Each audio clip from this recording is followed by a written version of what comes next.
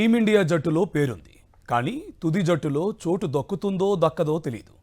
ఓవైపు మాజీ కెప్టెన్ల ఓదార్పులు, మరోవైపు అవకాశం కోసం ఎదురుచూపులు. సిరీస్ ప్రారంభమైంది. అమెరికా, భారత్ మధ్య తొలి మ్యాచ్ జరిగింది. ఇక సంజుకు ఈ సిరీస్లో స్థానమే లేదని అంతా అనుకున్నారు.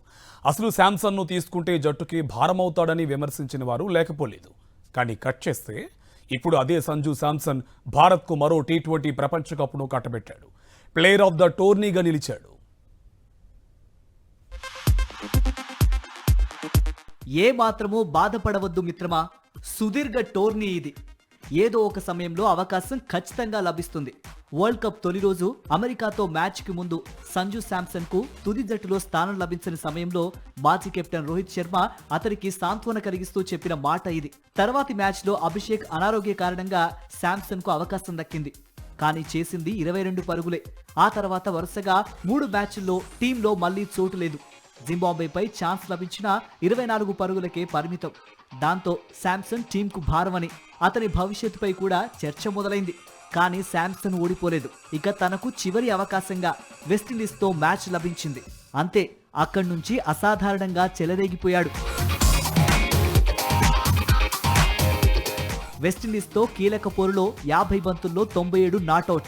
సెమీఫైనల్లో ఇంగ్లాండ్పై 42 బంతుల్లో 89, ఫైనల్లో న్యూజిలాండ్పై 46 బంతుల్లో 89.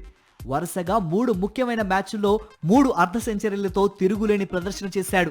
ముఖ్యంగా ఫైనల్ మ్యాచ్ను సంజు శాంసన్ ఘనంగా ముగించాడు. మార్ట్ హెన్రీ, లాకీ ఫెర్గూసన్ వంటి వరల్డ్ క్లాస్ బౌలర్లను సైతం సంజు విడిచిపెట్టలేదు. అతని మెరుపు బ్యాటింగ్కు బౌండరీలు చిన్నబోయాయి. శాంసన్ కేవలం 46 బంతుల్లోనే 5 ఫోర్లు, 8 సిక్సులతో 89 పరుగులు చేశాడు. మొత్తంగా ఈ టోర్నీలో 5 మ్యాచ్లాడిన శాంసన్ 80.25 సగటుతో 321 పరుగులు చేశాడు. ఈ మ్యాచ్లో మెరుపు ఇన్నింగ్స్లాడిన సంజు పలు అరుదైన రికార్డులను తన ఖాతాలో వేసుకున్నాడు. అయితే 3 సార్లు త్రుటిలో సెంచరీ చేజారింది. చివర్లో కాస్త ప్రయత్నిస్తే శతకాలు అతని ఖాతాలో చేరేవేమో, కానీ అతను వాటిని పట్టించుకోలేదు. ప్రతి బంతిని జట్టు స్కోర్ పెంచడానికే తప్ప ఒక్క బంతి కూడా తన వ్యక్తిగత ఘనతల కోసం ఆడేందుకు ప్రయత్నించలేదు.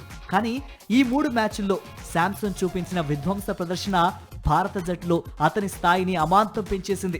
శాంసన్ కి అనవసరంగా మద్దతిస్తున్నారని, అతనికి చోటు దండగా అంటూ వ్యాఖ్యానించిన వారే ఇప్పుడు అతని వల్లే వరల్డ్ కప్ గెలిచిందని ప్రశంసిస్తున్నారు. తన ఆటతోనే అందరికీ అతను ఇచ్చిన సమాధానం ఇది. శాంసన్ 2024లో వరల్డ్ కప్ గెలిచిన జట్టులో కూడా సభ్యుడిగా ఉన్నాడు. కానీ నాడు ఒక్క మ్యాచ్ కూడా ఆడే ఛాన్స్ రాకుండా నామ్కే వాస్తేగానే జట్టులో భాగంగా ఉన్నాడు. కానీ ఈసారి అతను విజయాన్ని శాసించాడు. కేవలం 5 ఇన్నింగ్స్లో 321 పరుగులు సాధించి player of the tourney award కూడా గెలుచుకొని జట్టులో ఎవరికీ అందనంత ఎత్తులో అతను నిలిచాడు.